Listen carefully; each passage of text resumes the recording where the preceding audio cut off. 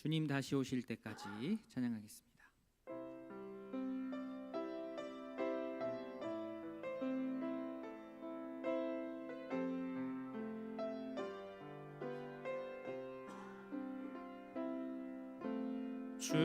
주님 다시 오실 때까지 나는 이 길을 가리라. 좁은 문 좁은 길 나의 십자가 지고 나의 가는 이 길 끝에서 나는 주님을 보리라. 영광의 내 주님 나를 맞아 주시리. 주님 다시 오실 때까지 나는 일어나 달려가리라. 주의 영광 온 땅 덮을 때 나는 일어나 노래하리. 내 사모하는 주님 온 세상 구주시라. 내 사모하는 주님 영광의 왕이시라. 주님 다시 오실 때까지 나는 이 길을 가리라. 좁은 문 좁은 길 나의 십자가 지고 나의 가는 이 길 끝에서 나는 주님을 보리라. 영광의 내 주님 나를 맞아 주시리. 주님 다시 오실 때까지 나는 일어나 달려가리라. 주의 영광 온 땅 덮을 때 나는 일어나 노래하리. 내 사모하는 주님 온 세상 구주시라. 내 사모하는 주님 영광의 왕이시라. 내 사모하는 주님 내 사모하는 주님 온 세상 구주시라. 내 사모하는 주님 영광의 왕이시라.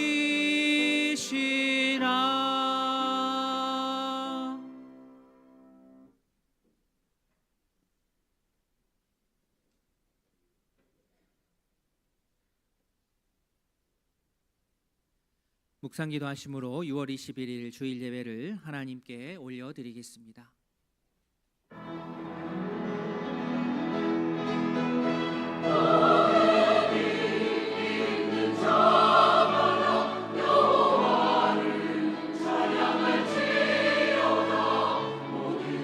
영광과 존귀와 능력을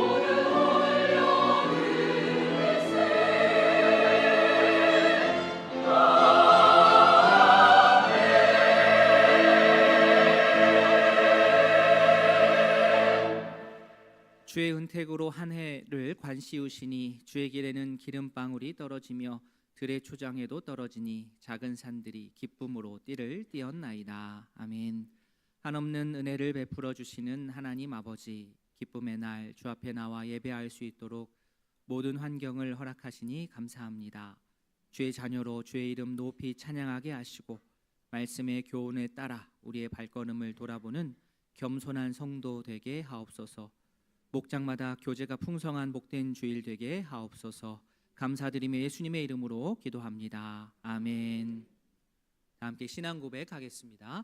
전능하사 천지를 만드신 하나님 아버지를 내가 믿사오며 그 외아들 우리 주 예수 그리스도를 믿사오니 이는 성령으로 잉태하사 동정녀 마리아에게 나시고 본디오 빌라도에게 고난을 받으사 십자가에 못 박혀 죽으시고 장사한 지 사흘 만에 죽은 자 가운데서 다시 살아나시며 하늘에 오르사 전능하신 하나님 우편에 앉아 계시다가 저리로서 산자와 죽은 자를 심판하러 오시리라.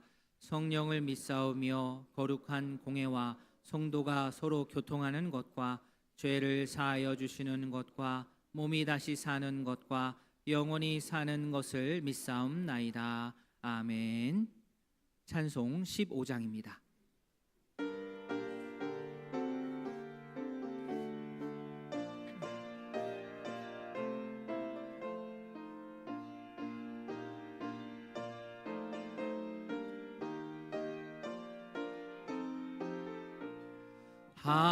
하나님의 크신 사랑 하늘에서 내리사 우리 맘에 항상 계셔 온전하게 하소서.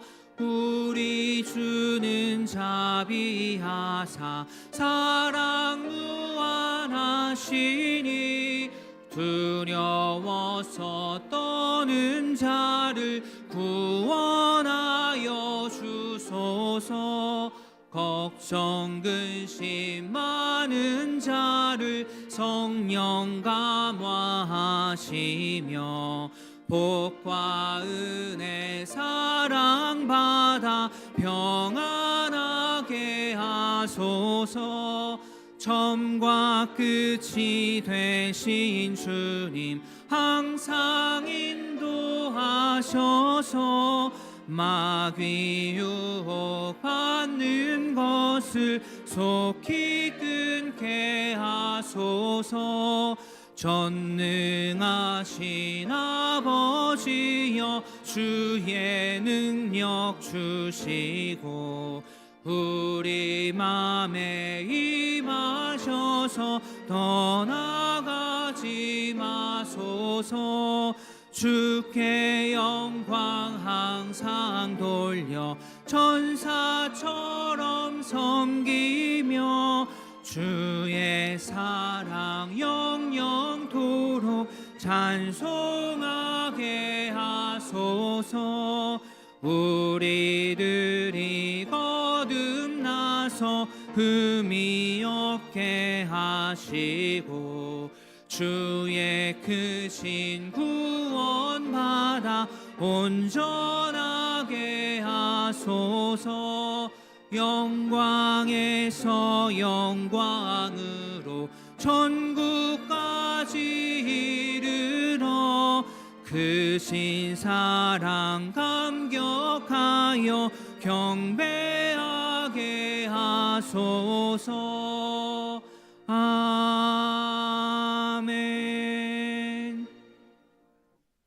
성구교독 교독문 83번입니다.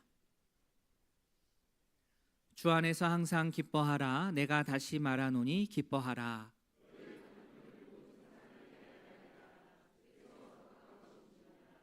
아무것도 염려하지 말고 다만 모든 일에 기도와 간구로 그리하면 모든 지각에 뛰어난 하나님의 평강이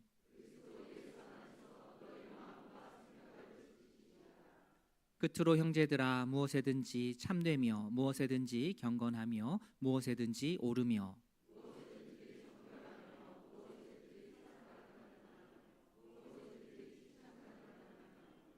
무슨 덕이 있든지 무슨 기림이 있든지 이것들을 생각하라. 그리하면 평강의 하나님이 너희와 함께 계시리라. 아멘.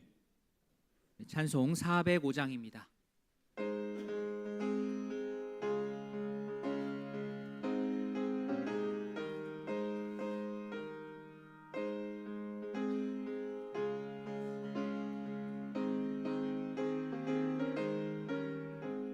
주의 친절한 팔에 안기세 우리 마음이 평안하리니 항상 기쁘고 복이 되겠네.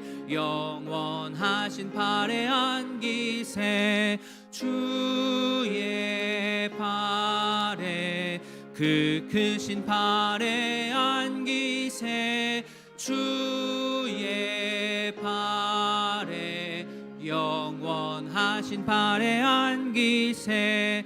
날이 갈수록 주의 사랑이 두루 광명하게 비치고 천성 가는 길 편히 가리니 영원하신 팔에 안기세 주의 팔에 그 크신 팔에 안기세 주의 팔에 영원하신 팔에 안기세. 주의 보좌로 나아갈 때에 기뻐 찬미 소리 외치고 겁과 두려움 없어지리니 영원하신 팔에 안기세 주의 팔에 그 크신 팔에 안기세 주의 팔에 영원하신 팔에 안기세. 김은수 장로님 기도하겠습니다.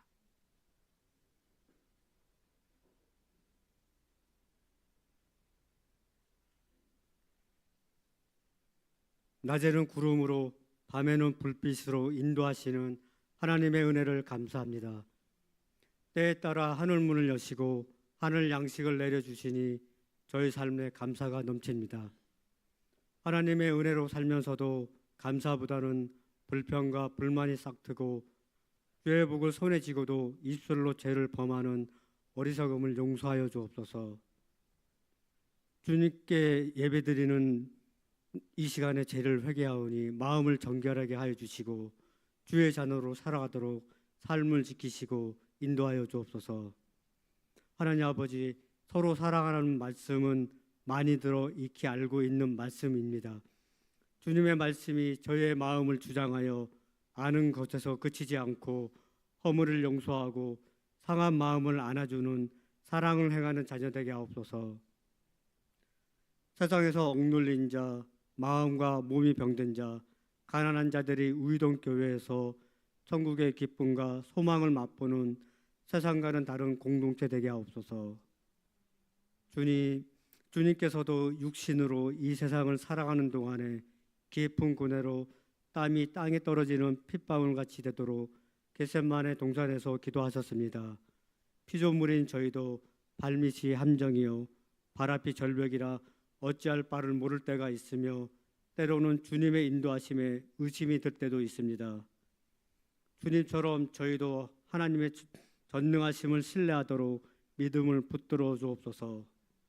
주님의 말씀을 믿고 행하는 것을 방해하려는 죄의 세력을 이기도록 항상 깨어 기도하게 하시고 몸과 마음이 괴로움에 처한 주의 자녀가 힘을 얻도록 성령님께서 쉴만한 푸른 초장으로 인도하여 주옵소서.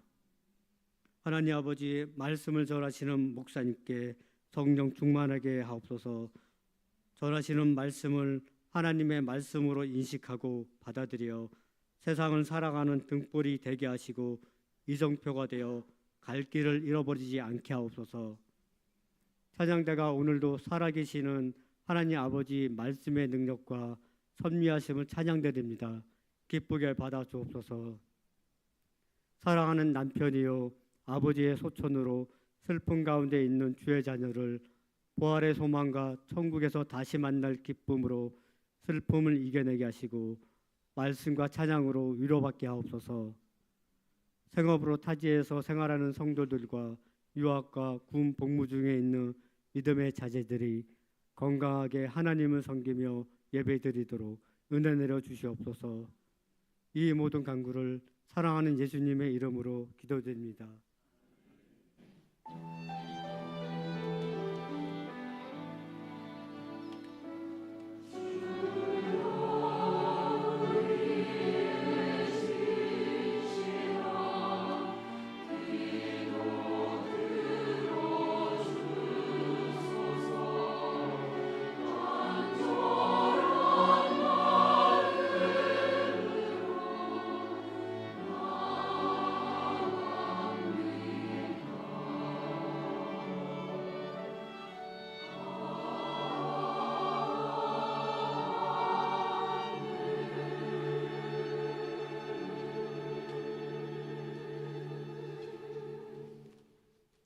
교회 소식 말씀드리겠습니다. 주보를 참조해 주십시오. 모임 안내입니다. 모세 원례회 2부 예배 후 모세실에서, 루리아 원례회 2부 예배 후 본당에서 모이겠습니다. 유아유치부 성경학교 설명회가 다음 주 주일 12시 유아유치부실에서 있습니다. 학부모님들께서 꼭 참석해 주시기 바랍니다. 다음 주에 목장 리더 모임이 있습니다. 2시 30분 교육센터 지하 2층입니다. 상반기 새가족 교육 진행 중에 있습니다. 오늘이 4주차 교육입니다. 잘 교육 받을 수 있도록 옆에서 격려해 주시고 응원해 주시기 바랍니다. 오늘까지 교육을 하고 다음 주에 이제 수료식을 하고 그리고 환영회가 바로 있습니다. 함께 기도해 주시기 바랍니다. 제자훈련 작은 예수가 되라 3권 지난 12주 동안 잘 마쳤습니다. 감사합니다. 어제는 3초원 소풍 잘 다녀왔고 오늘은 4초원 소풍, 오늘이 아니고 이번 주 토요일에 우리 4초원 소풍이 예정되어 있습니다. 출발 시각이 꽤 빠릅니다. 7시 40분이니까 꼭 기억하시고 우리 4초원 해당하시는 분들 많이 참석하셔서 좋은 시간 보내시기를 바랍니다. 교회학교 세미나를 계획했습니다. 다음 주 그리고 그 다음 주 2주 연속 오후 예배 시간에 외부 강사님 모셔서 저희 교회에 필요한 말씀, 특별히 교회학교에 필요한 말씀을 듣고 또 세미나로 또 함께 하려고 합니다. 자세한 사항은 포스터가 부착되어 있습니다. 보시고 교회학교 선생님뿐만 아니라 모든 성도들, 특히 목장에 필요한 그러한 세미나니까 많은 분들 참석하셔서 함께 유익을 누리기를 바랍니다. 사무실에 매일 성경 7월호, 8월호가 준비되어 있습니다. 어느덧 또 6월을 마감하고 7월을 준비할 때가 되었습니다. 구입하셔서 말씀 묵상에 도움 얻으시기를 바랍니다. 이승희 권사님 남편 되시고 이혜경 집사님 부친 되시는 우리 이석구 성도님께서 소천하셔서 장례 예배하였습니다. 유족들 만나시면 위로의 말씀 나눠주시기를 바랍니다. 오늘 점심은 김웅수 집사님, 이윤옥 집사님 가정에서 섬겨주십니다. 감사합니다. 우리 김민주 성도님 우리 1초원 에베네셀 목장으로 편성되셨습니다. 환영해 주시면 감사하겠습니다. 이상입니다. 함께 보실 하나님의 말씀 누가복음 12장입니다. 신약성경 116면 누가복음 12장 41절부터 48절까지 누가복음 12장 41절부터 48절까지 한 절씩 교독하겠습니다. 베드로가 여짜오되 주께서 이 비유를 우리에게 하심이니이까 모든 사람에게 하심이니이까 총지가 되어 주인에게 그 집 종들을 맡아 때를 따라 양식을 나누어 줄 자가 누구냐. 주인이 이를 때에 그 종이 그렇게 하는 것을 보면 그 종은 복이 있으리로다. 주인이 그 모든 소유를 그에게 맡기리라. 만일 그 종이 마음에 생각하기를 주인이 더디 오리라 하여 남녀 종들을 때리며 먹고 마시고 취하게 되면 생각하지 않은 날 알지 못하는 시각에 그 종의 주인이 이르러 엄히 때리고 신실하지 아니한 자의 받는 벌에 처하리라. 주인의 뜻을 알고도 준비하지 아니하고 그 뜻대로 행하지 아니한 종은 많이 맞을 것이요 알지 못하고 맞을 일을 행한 종은 적게 맞으리라. 무릇 많이 받는 자에게는 많이 요구할 것이요 많이 맡은 자에게는 많이 달라 할 것이니라. 아멘. 헌금을 위해 김은도 집사님 기도하겠습니다. 언제나 좋으신 사랑의 하나님, 지금도 살아계셔서 자녀들의 예배를 받으시기 위해 우리들을 의동교회로 불러주심을 감사합니다. 하나님, 이 예배를 통하여서 하나님의 임재를 느끼고 주님만이 내 삶의 주인 되심을 고백하는 귀한 예배되게 하여 주시옵소서. 주님의 은혜와 사랑에 감사하며 여러 가지 제목으로 예물을 드립니다. 이 예물을 받으시고 예물이 사용되는 모든 곳에 오직 예수 그리스도의 향기만이 가득하게 하여 주시옵소서. 이 모든 말씀 살아계신 예수님의 이름으로 기도드립니다. 아멘. 찬송 317장입니다.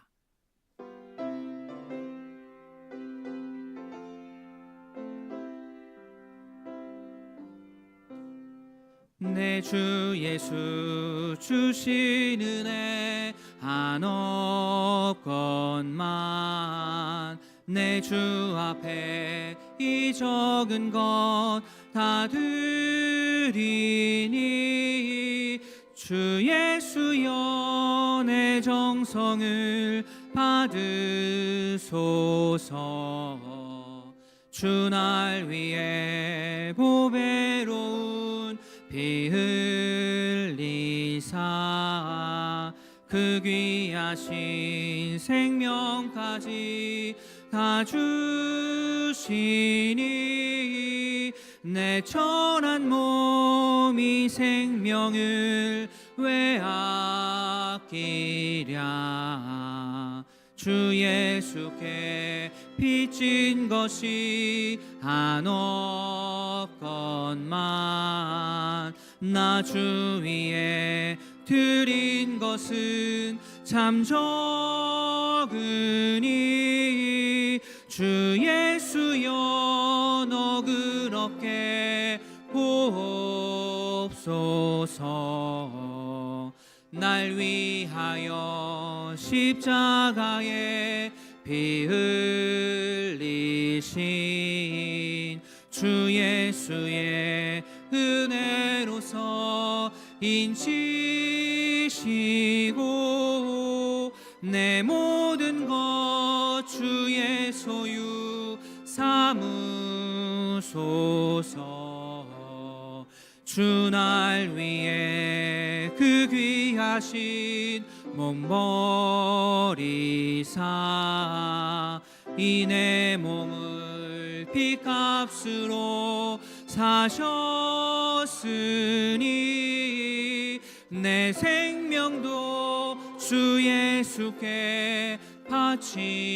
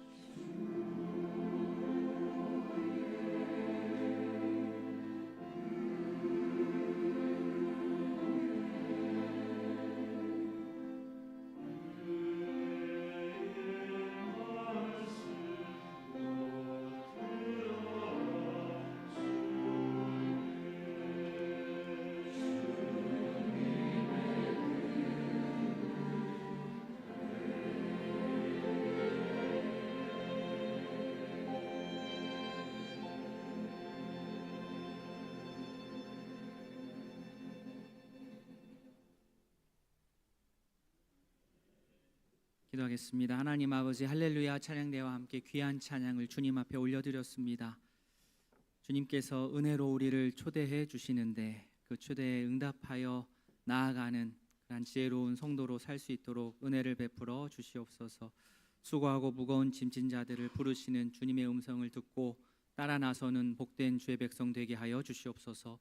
예수님의 이름으로 기도합니다. 아멘. 주의 은혜와 평강이 우이동교회 모든 가족들에게 함께하기를 바랍니다. 아멘. 돌아보면 우리의 인생은 준비의 연속인 것 같습니다. 우리가 아는 준비, 여러 준비가 있죠. 종류도 다양하고 또 규모도 다양합니다. 예를 들어서 계속 반복되는 준비 중에 하나는 밥 먹을 준비입니다. 손을 씻고 식탁을 정돈하고 밥을 먹기 위해서 찬을 꺼내고 식기를 준비하고 밥 먹을 준비를 어떤 분은 3번, 어떤 분은 4번 이렇게 하겠죠. 또 잠자리에 들 준비를 또 합니다. 밖에서 입었던 작업복을 입고 그대로 잠자리에 이불에 들어갈 수는 없습니다. 깨끗하게 씻고 편안한 옷으로 갈아입고 또 방을 어둡게 만들어서 숙면을 취할 준비를 합니다. 매일 그렇게 합니다. 또 만약에 건강검진을 내일 아침에 받기로 되어 있다라고 한다면 하루 전날 오후부터는 보통은 금식하면서 검진을 준비해야 됩니다. 이렇게 일상적이고 또 반복적인 준비들이 있고 조금 장기적인 준비들도 있습니다. 내가 어떤 자격증 시험을 아니면 어학 시험을 내후년에 본다 그러면 하루 전에 공부해서는 붙을 수가 없죠. 2년 또 1년 몇 달 몇 개월 계획을 잡고 미리미리 준비합니다. 공부합니다. 또 10년 뒤에 내가 은퇴다 그러면 어떻게 내가 은퇴 뒤의 삶을 살 것인지를 미리미리 준비해야 됩니다. 즉 인생이라고 하는 것은 준비하고 또 준비하는 것을 맞이하고 또 준비하고 준비하는 것을 맞이하고 이거의 연속이 우리의 인생이 아닐까 생각합니다. 그런데 우리가 하는 준비 중에 빼놓을 수 없는 준비가 하나가 있는데 그것은 바로 다시 오실 예수님을 맞이할 준비입니다. 우리 성도님들 다시 오실 예수님 맞을 준비 잘하고 계십니까? 이러면 안 되는데 일부보다 지금 수가 2배인데 소리는 반절밖에 안 되세요. 다시 한번 해보겠습니다. 우리 성도님들 다시 오실 예수님 맞을 준비 잘하고 계십니까? 아멘. 일단 아멘 하고 보시는 거예요. 그죠? 아멘 하고 그렇게 사는 겁니다. 성도는 그런 겁니다. 네. 비유 중에 예수님께서 이전 말씀에서 비유 중에 소출까지 풍성해가지고 원래 부자인데 소출까지 또 풍성해가지고 창고를 더 넓혀야 되나 이렇게 행복한 고민에 빠진 그 사람을 우리 성도님 기억하실 겁니다. 물론 예수님의 그 비유 속에 등장인물이 있기 때문에 가공된 인물이긴 하지만 당시 상황 그리고 현 시대 상황을 아주 잘 대변하고 있습니다. 그 부자는 자신의 미래를 아주 잘 준비했다라고 생각을 했습니다. 창고를 더 크게 짓고 내가 내 미래를 위하여서 소출을 더 많이 저장을 하고 쌓아두면 정말 자신은 미래가 든든할 것이라 생각했습니다. 그러면서 자기 자신에게 했던 말 기억하실 겁니다. 19절에 자기가 자신의 영혼에게 말합니다. 영혼아, 여러 해 쓸 것을 많이 쌓아두었으니 평안히 쉬고 먹고 마시고 즐거워하자. 자, 이 부자는 자신의 소유가 넉넉해지면 자기 생명도 넉넉해질 것으로 생각했습니다. 착각입니다. 물론 자신의 노후를 준비하는 거 필요합니다. 경제적으로 준비해야 됩니다. 그러나 이러한 재정적인 준비가 자신의 인생의 모든 준비는 아닙니다. 정말 신경 써서 준비해야 될 것이 있는데 그것은 바로 예수님의 다시 오심입니다. 예수님의 다시 오심은 내가 육체적으로 생명이 보존되어 있는 중에 예수님이 오실 수도 있고 아니면 내 육체적인 생명이 다한 후에 예수님 다시 오실 수도 있습니다. 어느 때가 되었든지 간에 우리는 살아있는 동안 예수님 다시 오실 준비를 해야 됩니다.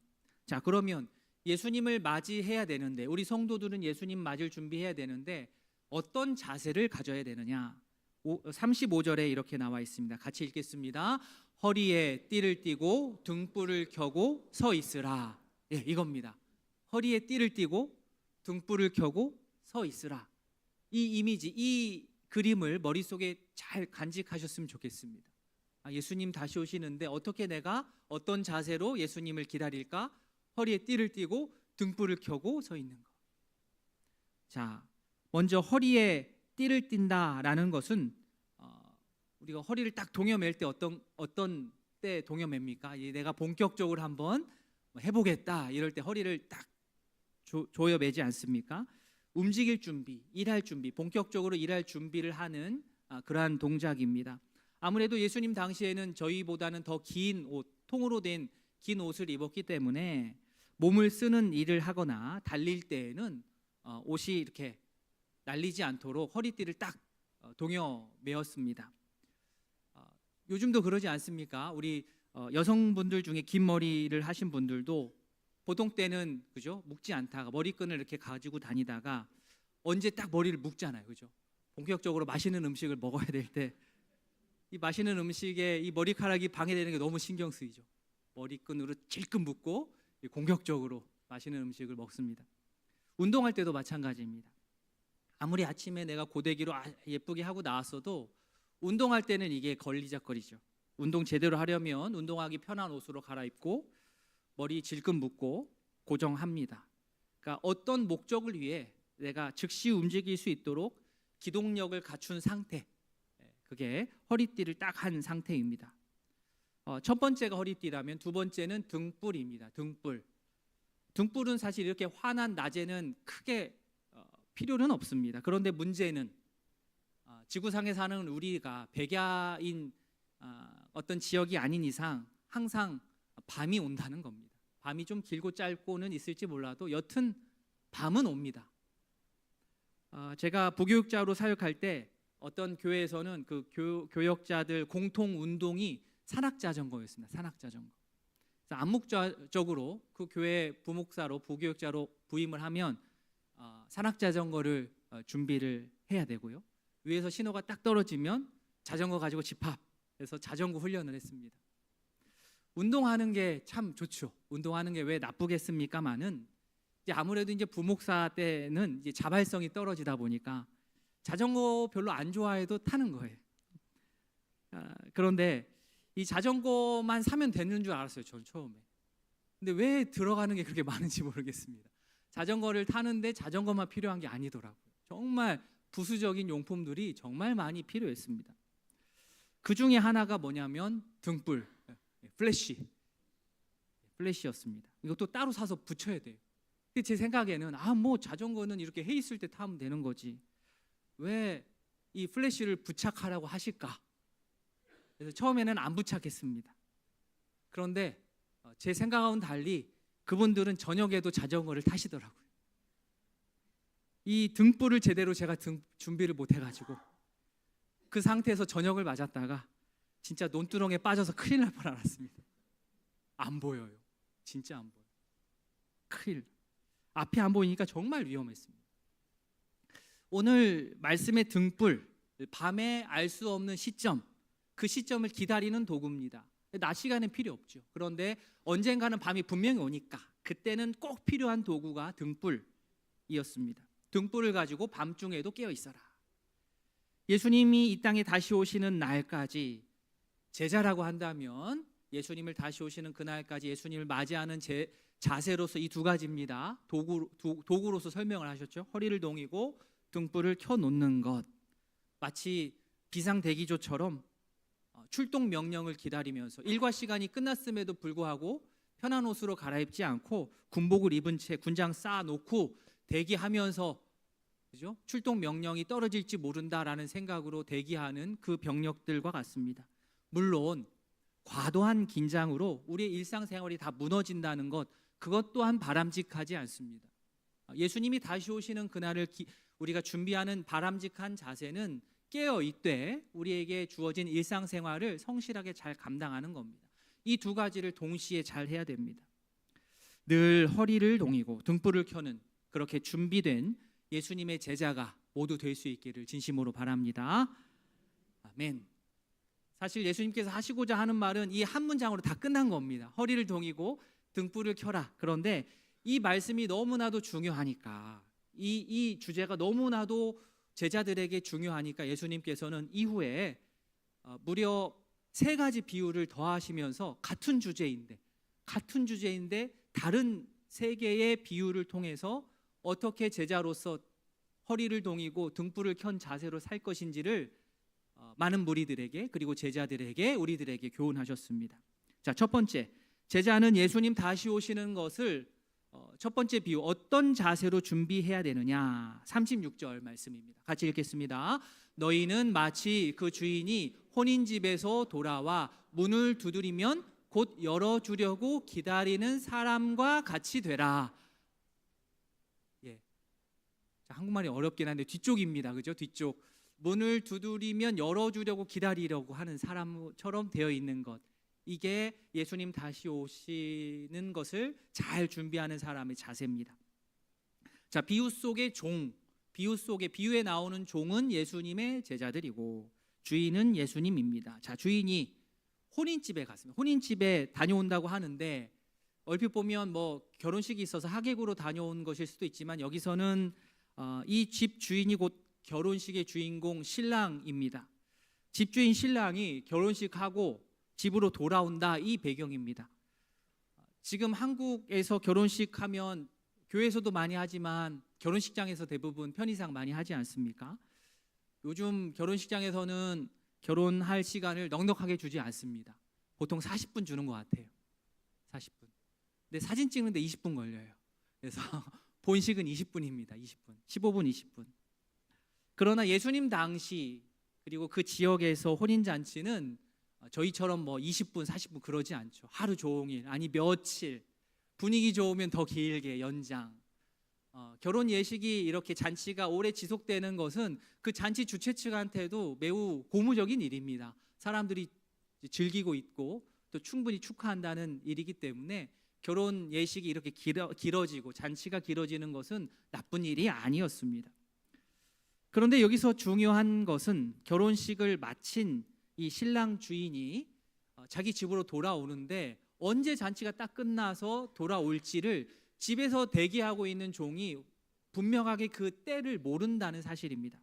자, 그러면 종의 관점에서, 종의 입장에서 주인이 언제 돌아올지 모르니까 종은 주인이 돌아올 때 문 열어줄 준비 안 하고 있어도 되는 것입니까? 아닙니다. 아닙니다. 그거는 또 아닙니다. 종은 주인이 정확히 몇 시에 돌아올 것은 알 수 없지만 그러나 확실한 게 하나 있죠. 확실한 것 하나, 주인은 분명히 돌아온다. 이게 핵심입니다. 몇 시, 몇 분에 올지는 몰라도 분명히 돌아온다. 종은 주인이 분명히 돌아온다는 것을 알고 우직하게 주인을 다시 맞을 준비를 잘 해야 됩니다. 예수님께서 제자들에게 바라시는 모습이 바로 이런 모습입니다. 결혼식을 마치고 주인이 집에 돌아왔는데 그때 종이 잘 깨어 있어, 말씀과 같이 잘 깨어 있어서 주인 맞을 준비를 잘 해서 바로바로 문을 딱 열어서 주인을 맞이했다면 그 종은 복된 종입니다. 그 종은 주인에게 칭찬을 듣는 것뿐만 아니라 칭찬의 수준을 넘어서서 주인은 자신을 잘 기다려주고 맞이해준 이 종들을, 자신의 본분을 잊지 않은 그 종들을 도리어 주인인 자신이 막 나서가지고 그 종들을 막 섬겨줍니다. 37절에 나와 있습니다. 주인이 와서 종들이 깨어있는 것을 보면 복이 있다. 내가 진실로 너희에게 이르노니, 주인이 그때 되면 어떻게 해요? 주인이 띠를 띠고 종들을 자리에 앉히고 나와서 밥 차려준답니다. 돌아온 주인이 이 종들이 너무 기특한 거예요. 주인이 허리 동이고 막 식탁에 앉히고 밥 차려주고, 물론 현실성은 떨어집니다. 예. 아무리 예수님 당시 주인이 종을 너무 사랑하고 아낀다고 해도 당시 주인이 종 밥 차려주고 이런 일은 없었습니다. 그러나 비유죠, 비유. 그만큼 보상이 크다는 겁니다. 이 장면은, 예수님 비유로 말씀하신 이 장면은 당시 사회 질서를 뒤흔들 정도로 아주 충격적인 이미지입니다. 그런 일은 실생활에서 잘 일어나지 않기 때문입니다. 종으로서 본분을 다하면 주인을 맞이하면 칭찬 정도가 아니라 우리의 예상, 종들이 가지고 있었던 그 예상을 훨씬 뛰어넘는 보상이 있습니다. 이것은 바로 하나님 나라의 은혜로운 역전입니다.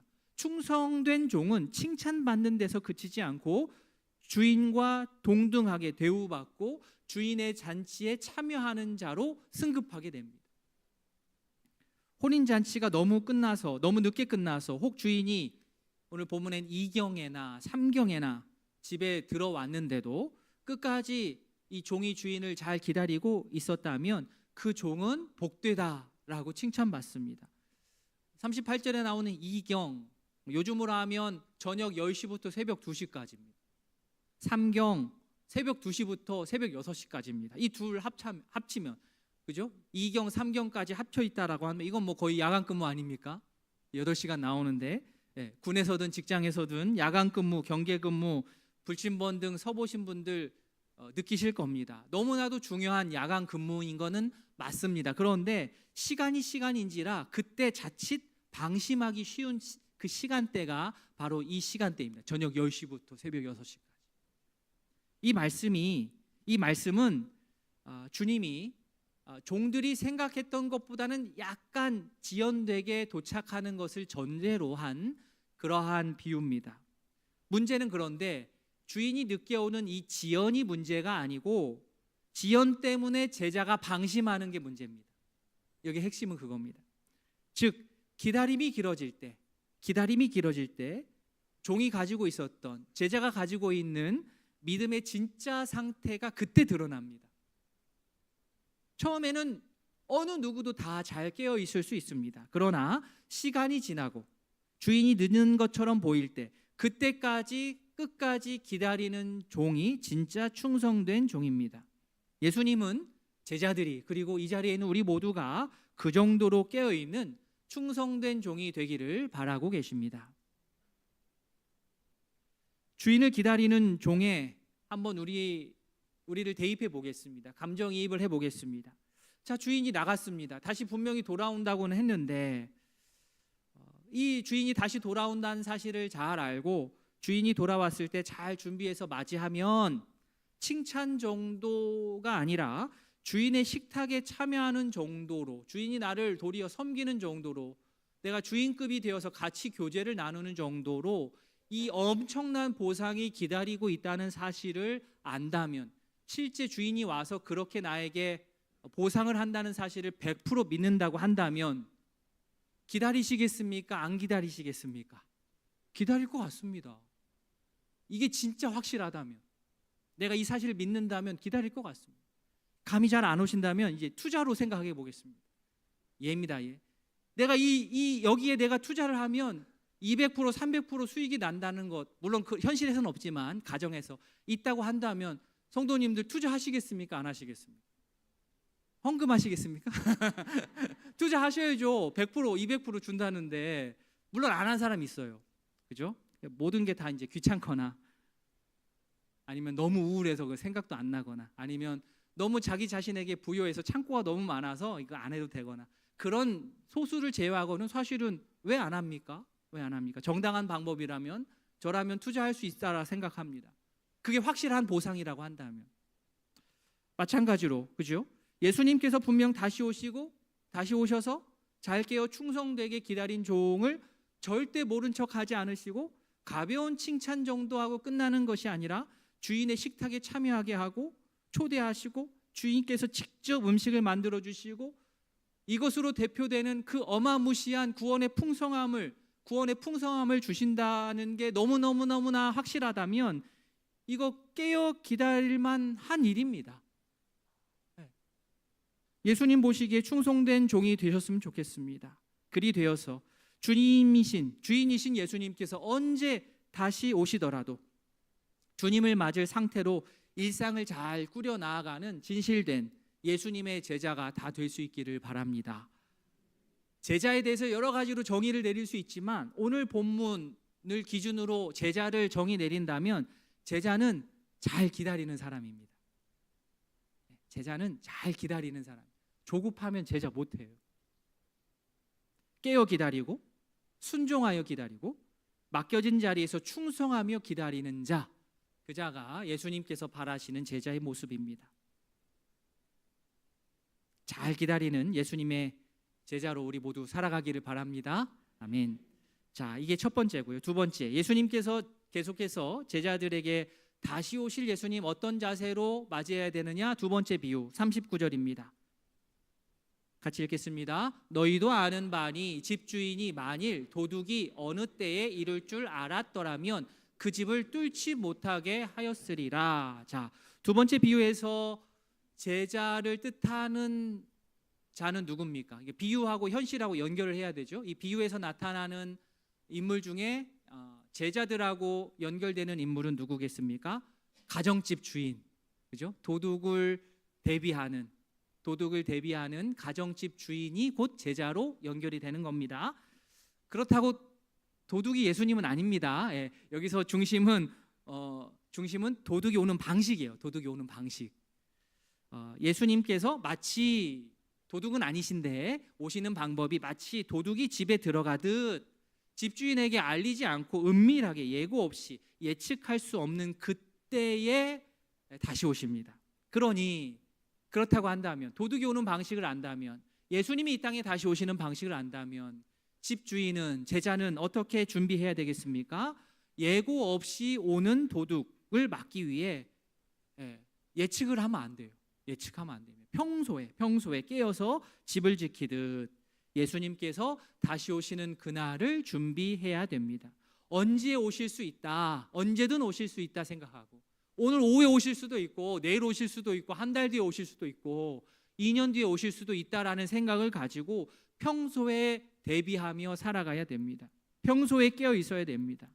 예수님께서 다시 오실 때 그 때와 그 시는 우리가 분명하게 그 점으로 알 수는 없지만 언제든 즉시 일어나 맞이할 수 있도록 허리띠를 띠고 등불을 켜는 신실한 주님의 제자로 살기를 원합니다. 아멘. 마지막 세 번째, 예수님께서 이렇게 첫 번째 비유, 두 번째 비유를 말씀하시니까 이 비유를 듣던 베드로가 중간에 끼어들면서 질문했습니다. 선생님, 예수님, 이 비유를 지금 하시는데 이 비유는 모든 사람들 들으라고 하시는 겁니까? 아니면 저 같은 제자들 들으라고 하시는 겁니까? 예수님께서는 이 질문에 즉답을 피하시고 이번에 또 비유로, 예수님 비유 좋아하시죠?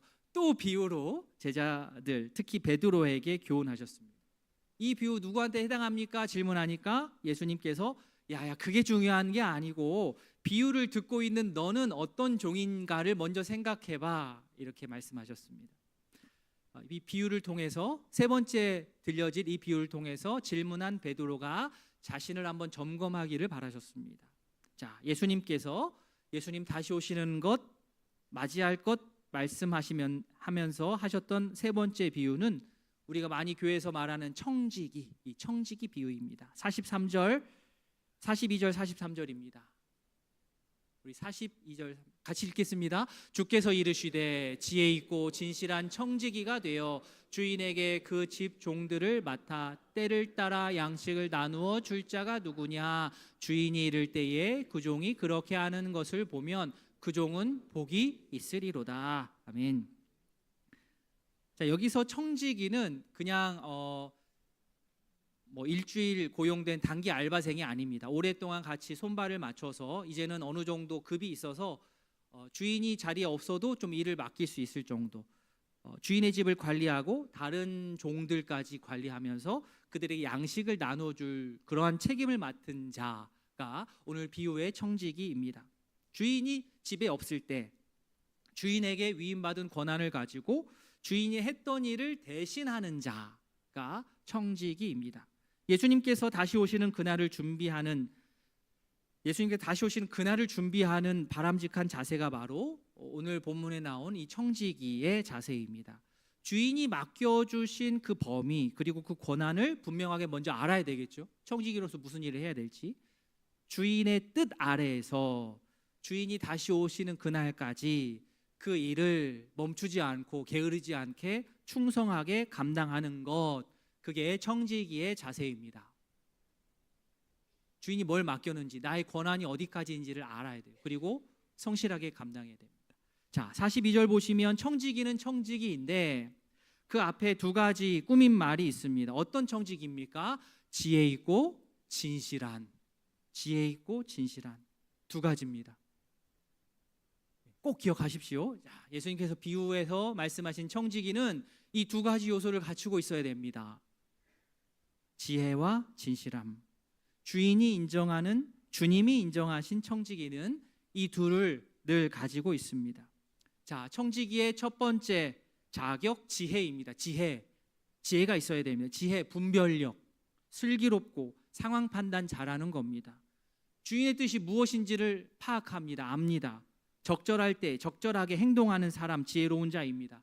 단순히 지능이 높다는 것이 아니고 주인의 의도를 잘 알아차리는 능력을 뜻합니다. 청지기는 자기가 주인이 아니기 때문에 자기가 생각해서 중요하다는 걸 하는 사람이 아닙니다. 주인의 의도를 파악해야 돼요. 주인이 원하는 일을 하는 자가 청지기입니다. 그 측면에서 지혜로움입니다. 청지기의 지혜와 내 사업가로서의 지혜는 다를 수 있습니다. 그러나 여기서는 청지기로서의 지혜입니다. 청지기로서의 지혜. 두 번째, 청지기의 두 번째 자격, 진실함입니다. 여기서 진실은 신실하다, 참 믿을만하다, 듬직하다, 참 그 사람 충성되다 이 뜻입니다. 주인이 보든 안 보든 맡겨진 일을 계속하는 사람이 바로 42절에 나오는 진실한 사람, 진실한 청지기입니다. 주인이 집에 있거나 없거나 자기 행동에 별반 큰 차이가 없는 자, 그 사람이 진실한 사람입니다. 청지기는 주인에게 충성된 사람입니다. 청지기는 이 두 가지를 다 갖춰야 됩니다. 이 두 가지 덕목, 그죠? 둘 다 있으면 제일 좋고요, 그죠? 둘 다 없으면 제일 안타깝고, 또 지혜와 진실함 중에 하나만 있는 경우도 있습니다. 제가 경우의 수를 따져 보니까 4가지가 나오더라고요. 그래서 자, X축 가로축은 지혜고요, Y축 세로축은 진실입니다. 이게 표기 때문에 일사분면이어서 이쪽 오른쪽으로 간 겁니다. 1, 2, 3, 4 거꾸로 된 거 아니에요. 1사분면, 2사분면, 3사분면, 4사분면 그렇게 했습니다. 둘 다 플러스, 그죠? X도 플러스, Y도 플러스, 둘 다 있는 거는 1번입니다. 1번. 자, 청지기로서 그런데 가장 안 좋은 예는 몇 번이겠습니까? 3번이죠, 그죠? 가로축도 마이너스고, 그죠? 세로축도 마이너스. 진실하지도 않고 지혜도 없어요. 그러면 주인에게 관심도 없습니다. 그 사람 맡겨진 일에도 관심 없어요. 책임 회피하기 바빠요. 여전히 자기 중심이고 결국 게으르고 무기력할 수밖에 없습니다. 진짜 일하기 싫죠. 다음으로 둘 중 하나만 갖춘 경우입니다. 먼저 청지기로서 자, 지혜는 갖추었어요. 지혜, X축에서 오른쪽 지혜는 갖추었어요. 그런데 진실함이 없습니다. 그러니까 오늘 표에서 4번, 4사분면 능력 있습니다. 판단력도 있습니다. 성과도 있습니다. 그런데 그의 중심, 이렇게 일하는 중심에는 주인이 아니고 자기 자신이 있어요. 세상에서 이런 사람들을 우리는 이제 사기꾼이라고 하죠. 네. 앞에서는 지혜롭게 잘하는데 진실함이 없어요. 언제 태도를 바꿀 줄 모릅니다. 반면 이번에는 2사분면으로 가겠습니다. 청지기로서 진실함은 있어요. 그 사람 진짜 듬직해요. 사람 참 착해, 진실해. 근데 지혜가 없어요. 주인을 향한 충성심은 많지만, 열심은 있지만 분별력이 떨어집니다. 그러면 이 방향이 틀려서 열심히 하긴 하는데 이 관계에 많은 어려움을 주고 상처를 주는 일이 생깁니다. 지혜만 있으면 중심을 잃기 쉽고 진실함만 있으면 방향을 잃기 쉽습니다. 결국 둘 다 갖춰야 됩니다. 청지기로서 두 요소, 지혜와 진실함을 다 갖추면 주인을 향한 충성심도 있고요, 그죠? 동시에 분별력도 있습니다. 이러한 청지기는요, 사람을 세웁니다. 공동체를 건강하게 합니다. 주의 뜻을 받들어 지혜롭게 실행합니다. 오늘 표에서 1사분면이 그렇습니다. 바라기는 우리 모두 지혜와 진실함을 다 갖춘 그런 청지기 되기를 진심으로 바랍니다. 아멘. 예. 우리가 사회에서 나가서 일을 해볼 때 내 상사도 있을 것이고 또 내 밑에 부하 직원도 있을 것입니다. 그때를 한번 생각해 보십시오. 내가 누구 밑에서 일을 했을 때 그 상사가 나에게 일을 정말 믿고 맡길 수 있었나? 나는 그 상사와 어떻게 일을 해 나갔나 한번 생각해 보십시오. 동시에 내가 또 밑에 부하 직원과 함께 일을 할 때 유독 그 중에서도 내가 믿고 맡길 수 있는 듬직한 직원이 한두 명 있지 않습니까? 그 이미지를 주님과 제자인 나와 대입을 한번 시켜 보십시오. 주님께서 나를 바라보실 때 어떻게 평가하고 바라보고 계실까?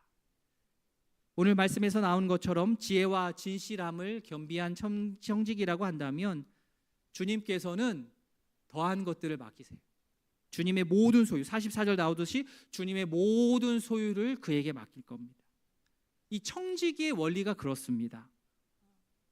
주인은 이 종들 중에서 맡은 바 일을 잘 감당하는 자에게 더 많은 일도 주지만 책임도 주지만 권한도 줍니다. 이게 청지기의 원리예요. 근데 미성숙하면 왜 이렇게 나한테 일을 많이 시키지? 그러지 않습니다. 진짜 청지기는 더 주시면 감사함으로 받습니다. 왜요? 나를 믿는다는 거니까. 내가 인정받았다는 거니까. 이것은 단순히 일이 늘어난 게 아닙니다. 주인과 내가 신뢰가 쌓여서 권한이 늘어난 것이기 때문입니다.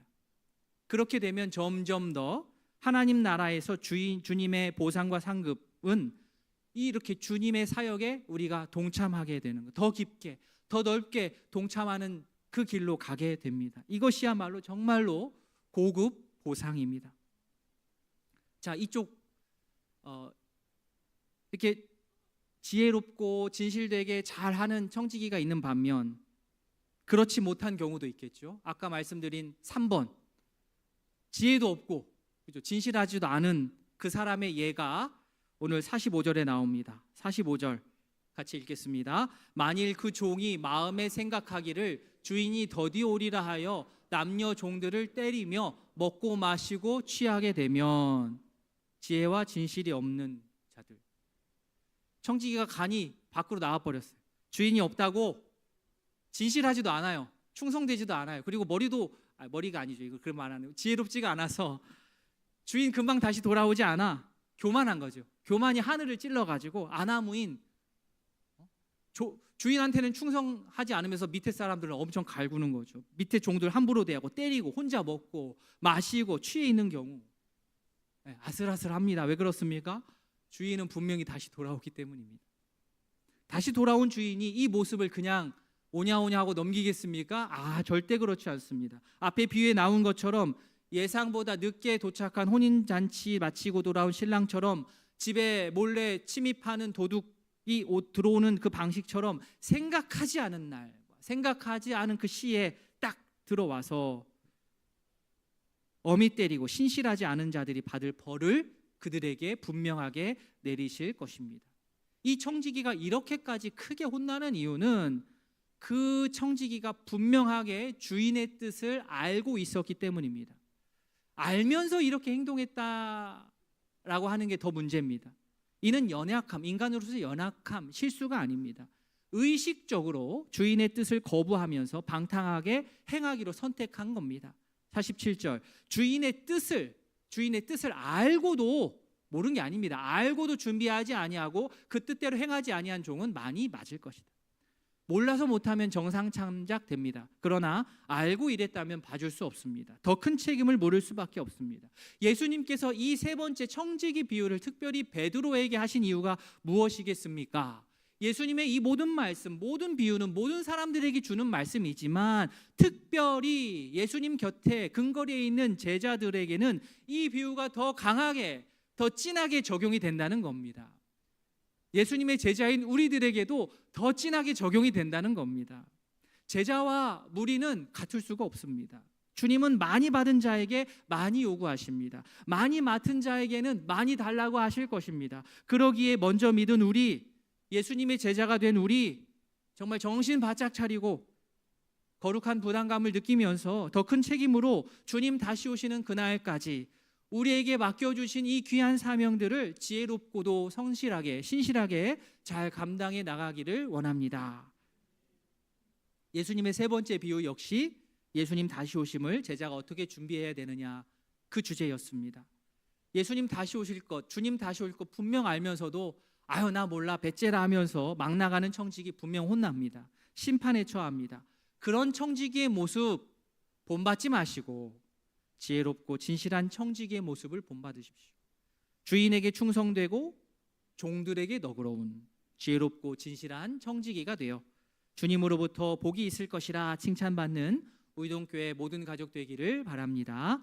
말씀을 맺겠습니다. 살면서 우리가 준비해야 될 많은 것들이 있지만 오늘 말씀에서 우리가 배웠듯이 정말 근원적이고 시급한 준비는 다시 오실 예수님을 맞을 준비입니다. 늦었다 생각하지 마시고 지금부터 준비하면 됩니다. 오늘 예수님 말씀에 따라 허리를 동이고 등불을 켜고 늘 깨어있는 지혜롭고 진실한 청직이 되어 언제 예수님 다시 오시더라도 당황하지 않고 기쁨으로 주님을 맞이할 수 있는 예수님의 청지기로 살아갈 수 있기를 진심으로 바랍니다.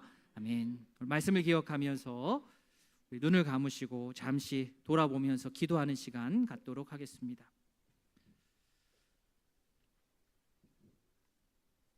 우리는 예수님의 제자입니다. 예수님의 이 비유를 들어야 하는 자들입니다. 어떤 자세로 다시 오실 예수님을 맞을 준비를 하시겠습니까? 일상이 무너질 정도로 불안에 떨며 준비하는 것 바른 자세 아닙니다. 또 반대로 예수님 언제 오시는 것 관심도 없이 그냥 하루하루 눈앞에 있는 나의 인생을 위해서 모든 것을 쏟아붓는 것도 바람직하지 않습니다. 적절한 긴장감을 가지고 예수님 다시 오신다는 사실을 분명하게 알고 우리에게 주어진 삶을 잘 운영해 나아가면서 다시 오실 예수님을 기억하며 살아야 됩니다. 그 이미지가 허리를 동이고 등불을 켜는 겁니다. 허리를 동이고 등불을 켜는 것.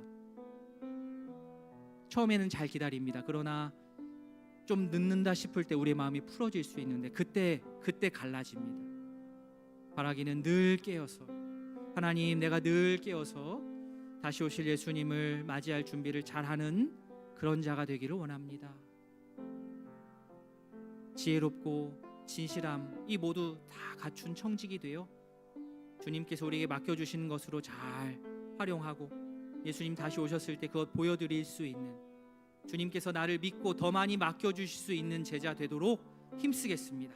이 시간 다짐하며 기도하도록 하겠습니다. 기도합니다. 하나님 아버지 은혜를 더하여 주시옵소서. 아버지여 우리가 이런저런 준비를 한다 살아가지만 주님 정작 정말 중요한 준비 예수님 다시 오시는 것을 맞이할 준비를 너무 하지 않았던 건 아닌가 생각합니다. 아버지여 깨어 있어야 되는데 무뎌져서 곧 오시지 않을 거야 곧 오시지 않을 거야 라는 마음이 있지는 않았습니까? 주여 예수님께서 우리에게 이 비유의 말씀으로 주신 것 기억하면서 예수님 분명히 다시 오실 텐데 예수님 분명히 다시 오실 텐데 그 다시 오실 예수님을 어떤 마음으로 어떤 자세로 우리가 맞이할 준비를 할 것인지 아버지여 깨우쳐 주시옵소서. 주님 말씀을 통해서 자극받고 도전받고 다시 오실 예수님 맞을 준비 잘하는 정말 깨어있는 아버지여 허리를 동이고 등불을 켠 그런 제자로서 청지기로서 살 수 있도록 은혜를 더하여 주시옵소서. 아버지 은혜를 더하여 주시옵소서. 주님 아버지 은혜를 더하여 주시옵소서.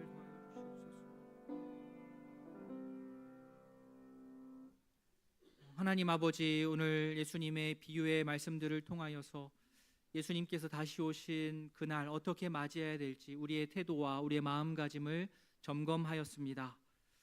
주님 말씀하신 것처럼 허리를 동이고 등불을 켜는 제자의 삶을 살기를 원합니다. 늘 깨어있기를 원하고 내 생각이 앞서지 않고 주인께서 언젠가는 돌아오신다는 사실을 분명하게 알고 그리고 돌아오셔서 간단한 칭찬이 아닌 엄청난 하늘의 보상 정말 천국잔치가 나를 위해 베풀어 준다는 사실을 분명하게 믿으며 끝까지 기다리는 예수님의 제자들로 살 수 있도록 은혜를 더하여 주시옵소서.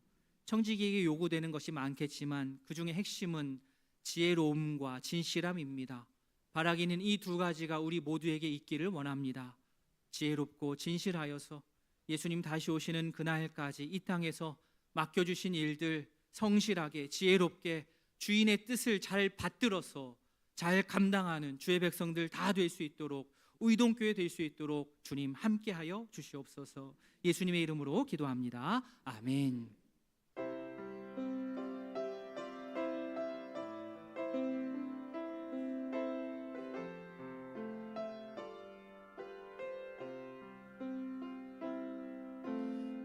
주님 다시 오실 때까지 나는 이 길을 가리라. 좁은 문 좁은 길 나의 십자가 지고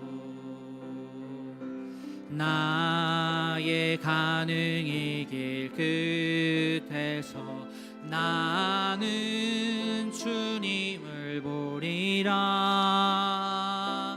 영광의 내 주님 나를 맞아 주시리. 주님 다시 오실 때까지 나는 일어나 달려가리라. 주의 영광 온 땅 덮을 때 나는 일어나 노래하리. 내 사모하는 주님 온 세상 구주시라. 내 사모하는 주님 영광의 왕이시라. 구주 예수 그리스도의 은혜와 하나님 아버지의 사랑과 성령의 교통하심이 늘 깨어 허리를 동이고 등불을 켜고 다시 오실 예수님 맞을 준비하며 지혜롭고 진실한 청지기로 살겠노라 다짐하는 모든 성도 위에 이제로부터 영원토록 함께 있을지어다. 아멘.